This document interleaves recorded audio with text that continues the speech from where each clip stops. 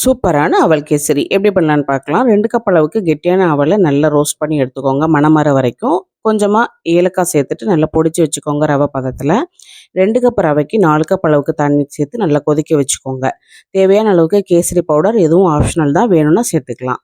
கொஞ்சமாக சேர்த்துட்டு அது நல்லா கலந்து விட்டதுக்கு அப்புறமா அந்த அரைச்சி வச்சுருந்த அந்த ரவை போல் இருக்கிற அவலை கொஞ்சம் கொஞ்சமாக சேர்த்து கட்டி இல்லாமல் கலந்துக்கோங்க. இப்போ 1.5 கப் அளவுக்கு ஜீனி சேர்த்துருக்கேன். நீங்கள் உங்கள் ஸ்வீட் அதிகமாக பிடிக்குன்னா 1.25 கூட சேர்த்துக்கலாம். நல்லா எல்லாமே கலந்ததுக்கு அப்புறமா 3/4 கப் அளவுக்கு மில்க் பவுடர் சேர்த்துருக்கேன். இது வந்து ஆப்ஷனல், வேணும்னா சேர்த்துக்கலாம். டேஸ்ட் வந்து நல்லா பால்கோவா மாதிரி இருக்கும். இது இப்போ மில்க் பவுடர் இல்லாமல் பண்ண அவல் கேசரி நம்ம சேனலில் ஆல்ரெடி கோகுலாஷ்டமிக்கு போஸ்ட் பண்ணியிருக்கேன் பாருங்கள். இப்போ இதை நல்லா கலந்து விட்டதுக்கு அப்புறமா ஒரு 1/2 கப் அளவுக்கு நெய், அது வந்து ஒரு 50 ml இருக்கும், கொஞ்சம் கொஞ்சமாக சேர்த்து நல்லா கிளறி எடுத்தோம் அப்படின்னா சூப்பரான அவல் கேசரி ரெடி ஆகிட்டு.